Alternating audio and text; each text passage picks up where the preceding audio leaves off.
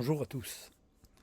Voilà, ce matin, j'aimerais vous entretenir d'un sujet qui est très important parce que il va, comment dire, imprégner dans notre cœur une vérité qui nous maintiendra toujours dans cette ligne de foi. C'est-à-dire que Dieu règne et son règne est éternel. Il régnera toujours. Pourquoi ce sujet? Parce que dans la vie actuelle, notre société occidentale, il faut le voir, elle s'est emballée. Elle s'est emballée. Tout s'accélère pour empêcher nos pensées de se reposer et de rester dans la paix. On pourrait dire où sont les doux murmures et les bruits que nous offre la création, parce que tous sont remplacés par des brouhahas qui proviennent des publicités au langage dont le débit nous empêche même de comprendre les paroles qu'ils prononcent. Des discussions aussi interminables relayées par les médias, des lois multiples qui sont votées, qui nous sont données mais souvent non appliquées, des interférences même qui bousculent la conscience par les cris qui montent vers Dieu. Pourquoi? Parce que des malheureux qui demandent justice et l'impunité des malfaiteurs qui imposent leurs lois. Et c'est vrai que nous pouvons nous poser la question, quelqu'un me disait dernièrement, mais où est le véritable bonheur? Où le trouve-t-on? Mais existe-t-il? Mes amis, le véritable bonheur se trouve lorsque nous nous éloignons de tous ces bruits médiatiques et que nous entrons dans la présence de Jésus-Christ. Pourquoi? Parce qu'il est esprit, il est l'esprit de vérité. C'est le souffle de vie qu'il nous insuffle. Et pourquoi? Parce que ce souffle est en nous. Il vient en nous. Il habite en nous. Et c'est dans ces moments intimes de méditation, dans sa parole, que l'esprit va se manifester. Bien sûr, le meilleur c'est le matin, lorsque les bruits de la journée ne sont pas encore arrivés à nos oreilles. Lorsque l'aurore est encore à peine perceptible, nous pouvons savourer sa présence et avoir le cœur heureux et conscient de sa présence en nous. Ouvrir sa parole pour nous rappeler, quoi? Ses instructions, pour avoir une discussion avec lui, un dialogue, ce qui nous permettra de corriger nos attitudes de pensée ou d'action et de nous laisser équiper en vue de tout ce qui va se passer durant cette journée. Vous ne savez pas ce qui va se passer, mais Dieu sait et il connaît notre emploi du temps. Et ce sont des moments importants, ce matin, ne pas manquer. La Bible dit dans 2 Timothée, chapitre 3, versets 16 et 17, « Toute l'écriture est inspirée de Dieu, et elle est utile pour enseigner la vérité, pour réfuter l'erreur, pour corriger les fautes, et former à une juste manière de vivre, afin que l'homme de Dieu, c'est-à-dire vous, moi, soit parfaitement préparé et équipé pour faire toute bonne action. Toute action bonne. » La Bible est remplie d'histoires vécues pour nous ouvrir les yeux et pour nous enseigner afin d'apprendre à être conduits par le Saint-Esprit qui vit en nous. On va prendre un exemple. Lorsque nous lisons dans 2 Rois, chapitre 6, verset 8, il est écrit que c'est une histoire avec le roi de Syrie et puis le prophète Élisée. Un moment où ils étaient en guerre contre Israël et Dieu va se servir d'Élisée. Et nous voyons un événement là qui semble même se répéter dans l'actualité d'aujourd'hui. Regardez en Israël, regardez en Ukraine, en Russie, regardez dans beaucoup d'autres pays, les guerres et les attaques entre pays voisins. Et nous avons là même un bel exemple de la confiance en Dieu qui nous est donnée. D'abord, on va parler d'Élisée. Élisée, c'est le prophète de Dieu, celui que Dieu va utiliser pour être un instrument entre le roi de Syrie et le roi d'Israël. Élisée, c'est un nom qui est formé de 2 mots. Élie, qui veut dire mon Dieu, et Yesha, sauve. Il est prophète au milieu du peuple d'Israël. Et le pays est souvent attaqué par des pillards qui venaient du pays voisin. Et Élisée, lui, va rester dans le calme et la confiance, car il est toujours en communion avec son Dieu. Il le connaît. Il a fait pas mal d'expériences avec lui déjà. Il sait qu'il est vivant. Et Dieu révèle à son serviteur, donc Élisée, les plans que l'ennemi a. Et tout cela pour les faire échouer. Pour faire échouer les attaques menées contre Israël. Mes amis, rien n'échappe à Dieu. même quand nous croyons que tout est perdu. Non, non, il contrôle tout et protège son peuple, quand son peuple marche dans la vérité. Nous allons le voir. Et lorsqu'il y a un contact respectueux entre l'autorité qui dirige le pays et celui que le Seigneur a oint pour veiller sur la nation, Dieu met sa protection et intervient pour contrer les attaques de l'ennemi. Dans sa communion permanente avec Dieu, eh bien, le prophète Élisée, il est prévenu des plans de l'ennemi d'une façon surnaturelle, et il va prévenir le roi d'Israël qui va pouvoir déjouer, arrêter les agressions de celui-ci. Et c'est un texte qui me fait du bien et qui fortifie ma foi. Et je pense que pour vous, ce sera la même chose. Il nous indique l'attitude à avoir dans des cas identiques. Lorsqu'il y a des situations tendues, vous savez, dans la vie, il y en a pas mal, qui voudraient pousser nos émotions humaines à prendre le dessus et provoquer en nous la peur, et qui nous fera prendre même de mauvaises décisions, en s'écartant de la confiance que je dois mettre en mon Seigneur Jésus-Christ, eh bien, nous devons prendre cet exemple. Élisée veut dire « mon Dieu est le salut ». En hébreu, El Yasha, qu'on peut traduire par « mon Dieu aide ». Mon Dieu sauve, c'est lui qui intervient. Et figurez-vous, lorsque nous regardons cela, nous apercevons que c'est comme le nom de Jésus, l'Yeshua, qui signifie Dieu sauve ou Dieu délivre. Écoutez bien, Dieu sauve ou Dieu délivre. Jésus-Christ, l'Yeshua Mashiach.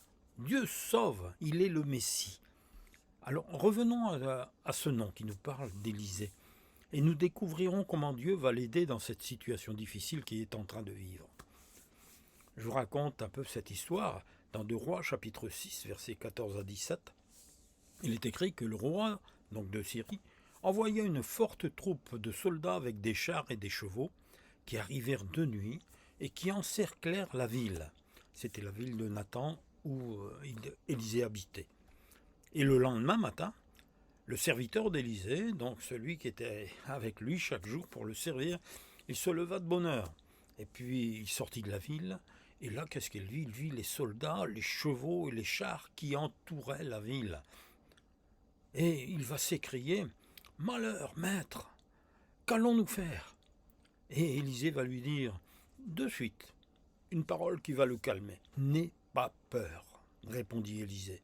Ceux qui se trouvent avec nous sont plus nombreux que ceux qui se trouvent avec eux. » Une drôle de parole.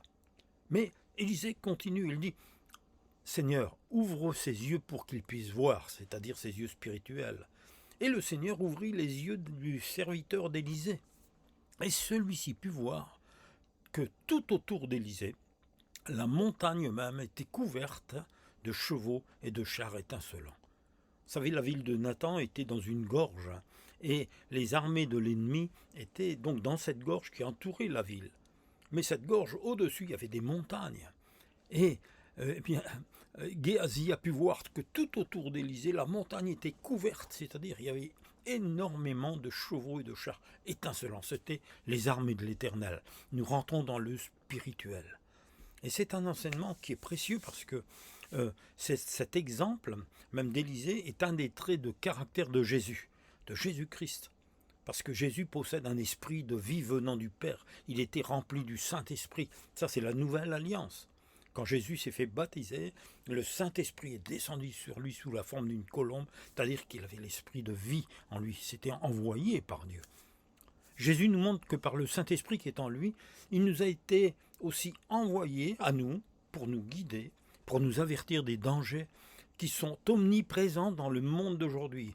Et nous sommes dans un monde très dangereux. Mais le Saint-Esprit est en nous. Et il est là pour nous aider dans toutes les situations, quelles qu'elles soient, que nous vivons d'une façon même parfois surnaturelle. Il y aura des interventions.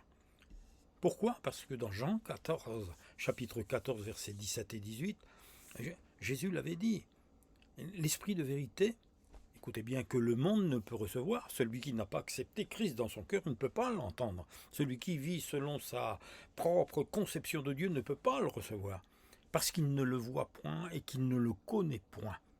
Mais à ceux qui l'ont reçu, il dit, mais vous le connaissez, car il demeure avec vous et il sera en vous. je ne vous laisserai pas orphelin, je viendrai à vous par son esprit. Deux petites lumières qui nous éclairent aujourd'hui. Premièrement, nous vivons dans un monde qui est complètement aveugle de ce qui se passe dans l'invisible. Ils parlent de choses qu'ils ne connaissent pas. Et surtout, ils ne connaissent pas le Seigneur Jésus-Christ, qui lui est bien vivant.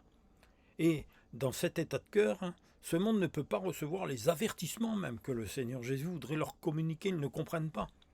Et pourtant, la réalité est devant leurs yeux. Nous voyons que ce monde qui ne se confie qu'en l'homme et en ses moyens humains, pourquoi il y a pas des luttes de pouvoir, luttes politiques, de l'armement de plus en plus sophistiqué et destructeur. Et il n'y a aucune prière qui monte au roi de l'univers, on n'en entend pas parler, c'est la laïcité. On a dit non, tout est laïque, on ne veut pas entendre parler de Dieu. Et les dirigeants, ils agissent comme si Dieu n'existait pas. Même dans de nombreuses négociations politiciennes, souvent trompeuses, ça n'aboutit souvent qu'à du vent. Et cela n'arrête pas la réalité et n'écarte pas le danger. Et malheureusement, quand les attaques arrivent, il est trop tard. Les décisions tombent entraînant des dégâts même terribles, même collatéraux, et la guerre s'installe.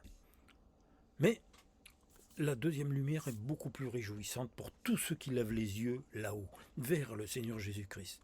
N'oubliez pas qu'il est assis à la droite de Dieu, et qu'il intercède, mais aussi, il est le Seigneur. Et il nous a envoyé le Saint-Esprit pour nous conduire, pour nous diriger, pour être avec nous. C'est la présence du Saint-Esprit et son action que connaissent ceux qui ont reçu Christ, Jésus comme Sauveur et Seigneur. Ils ont fait l'expérience de sa fidélité à maintes occasions et lui ont fait confiance pour les protéger des intrigues de l'ennemi invisible. Ils savent que le Saint-Esprit demeure en eux. Et ils peuvent marcher le cœur en paix. Car celui qui les accompagne, eh bien, il habite avec eux, il est dans la vie. Il les accompagne dans leur vie. La Bible nous dit que c'est par la foi et non par la vue que nous devons réagir. Et c'est par la foi, parce que nous allons écarter ces turbulences que provoquent les événements qui voudraient nous déstabiliser. Comment ? En les chassant tout simplement dans le nom puissant du Jésus. Si vous êtes dans la tourmente, une épreuve qui vous semble au-dessus de vos forces, et que le désespoir s'est emparé de vos pensées, eh bien, je vous le demande, entrez dans un lieu tranquille. Mettez des écouteurs, ou vous pourrez être seul pour vous adresser à votre Père Céleste qui est dans les cieux. Mettez-vous à l'écart, parlez-lui, videz la souffrance qui remplit votre cœur.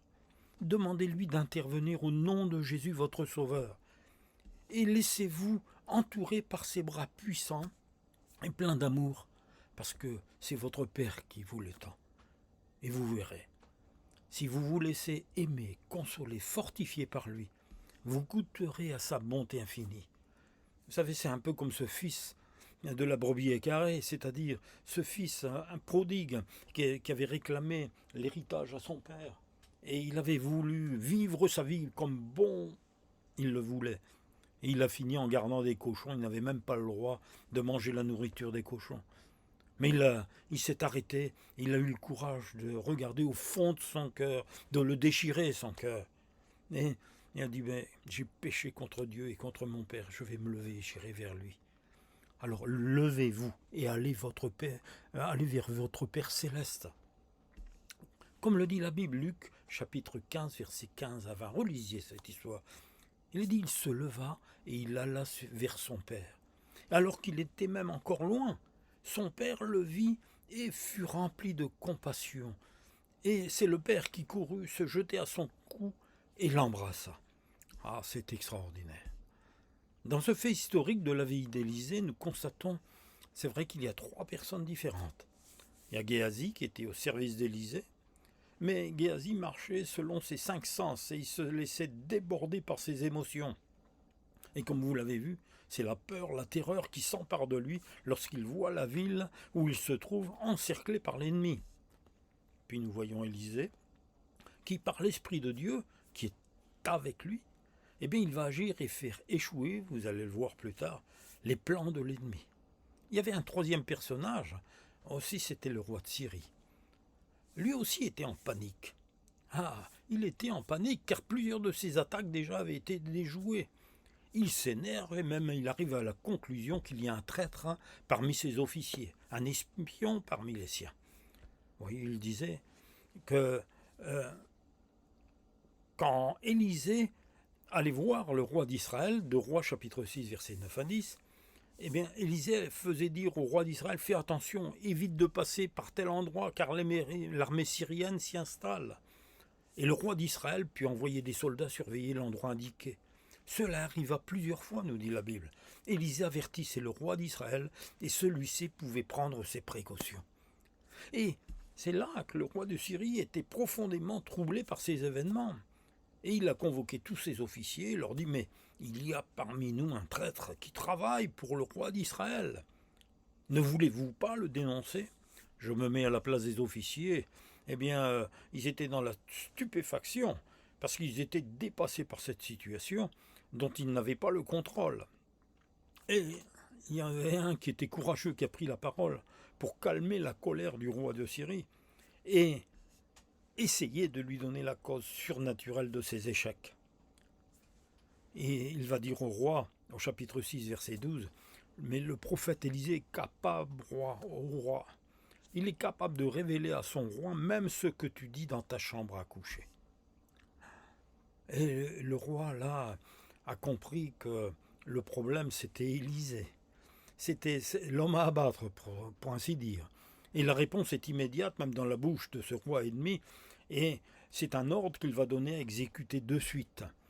Il va dire au chapitre 6, toujours versets 13 et 14, « Allez voir où il se trouve, pour que je puisse le faire capturer. » Et quand on l'avertit qu'Élisée se trouvait à Dothan, eh bien le roi y a envoyé une forte troupe de soldats avec des chars et des chevaux pour un seul homme, qui arrivèrent de nuit à encercler la ville. Sa réaction est immédiate.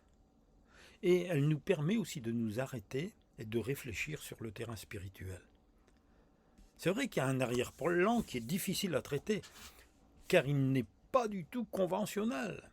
Et on entre dans le royaume de l'invisible. Le prophète Élisée était averti par son Dieu, par pensée, dans ses pensées, et les plans d'attaque du roi de Syrie lui étaient communiqués. Et vous allez voir qu'Élisée nous emmène dans les prochains versets, dans cette sphère spirituelle, là où il était en communion avec son Dieu.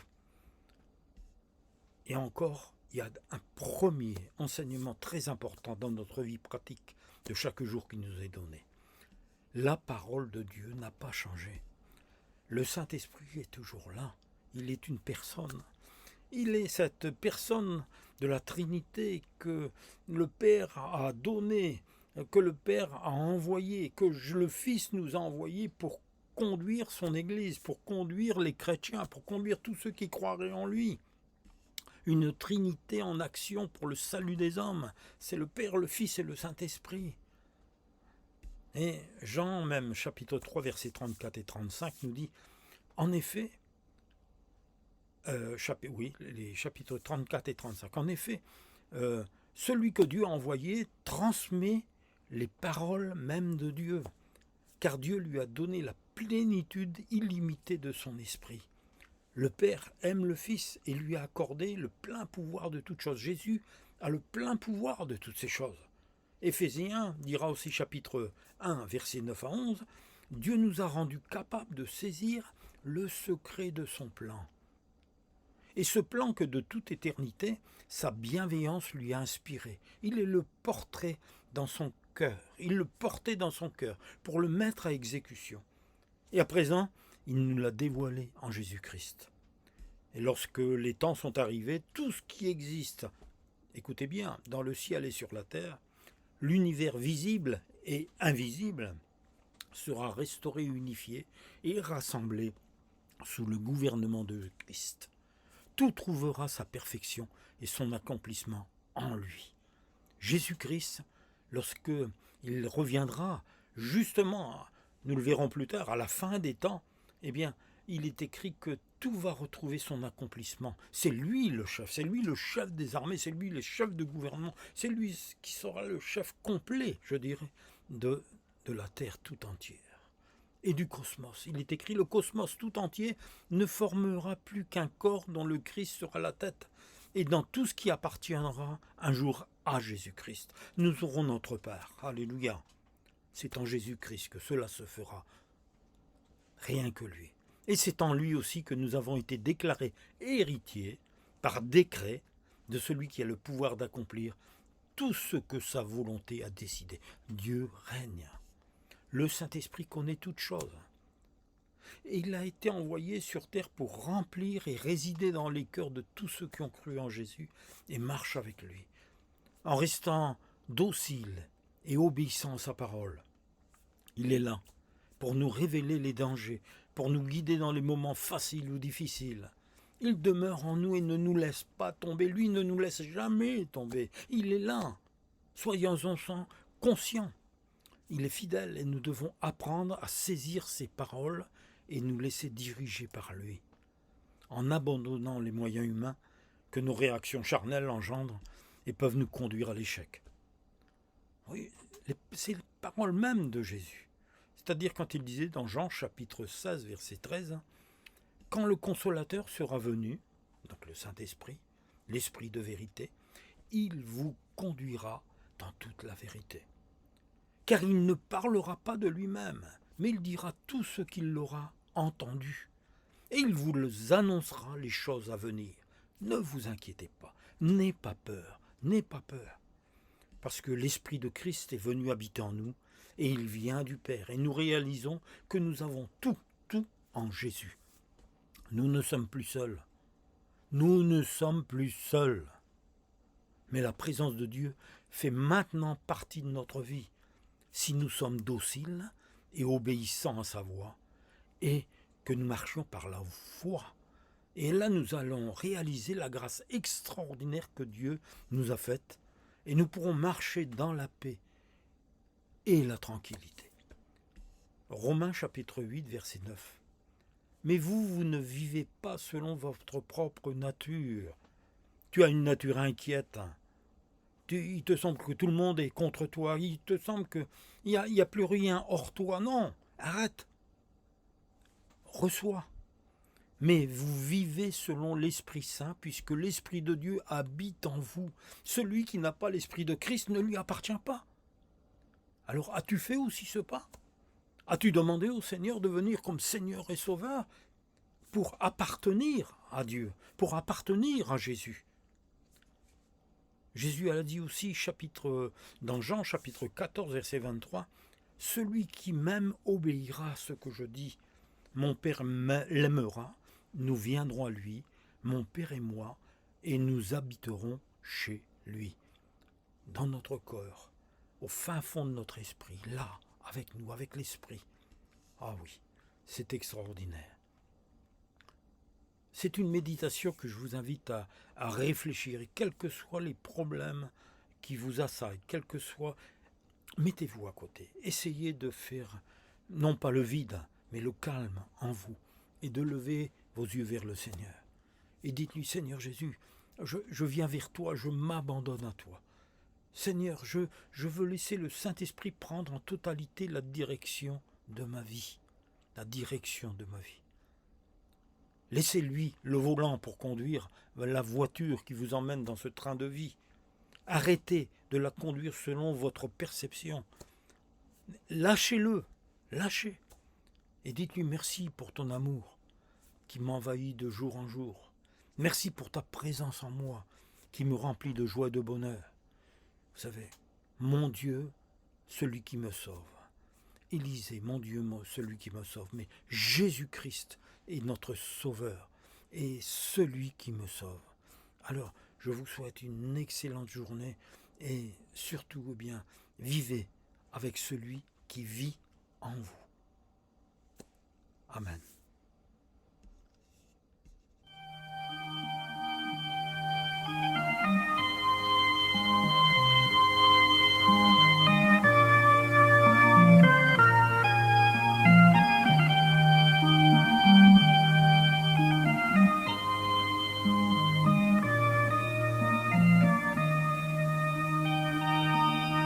Je crois en toi quand je lève mes mains pour te prier, seul au fond de ma chambre, je crois en toi. Quand dans mon cœur serein, je sens ta paix tout doucement descendre. Je crois en toi, c'est mon espoir et c'est ma force. Je crois en toi, c'est la lumière qui jaillit. Je crois en toi, c'est le cadeau que je t'apporte. Je crois en toi, c'est la symphonie de ma vie.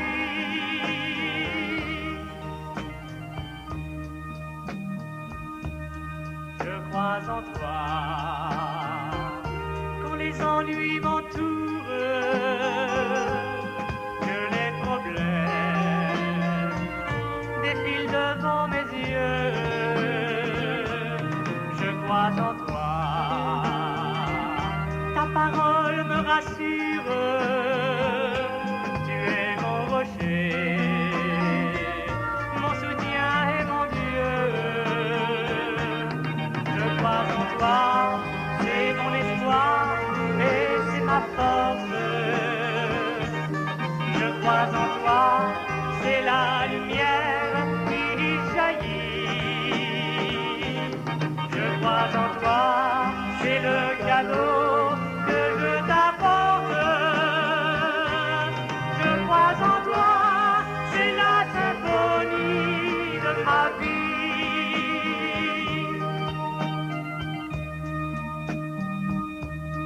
Je crois en toi, quand devant l'infini, je comprends bien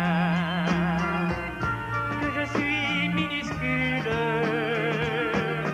Je crois en toi, bien que je sois petit, car avec toi, même l'enfer recule. Je crois en toi, c'est mon espoir et c'est ma force. Je crois en toi, c'est la lumière qui jaillit. Je crois en toi, c'est le cadeau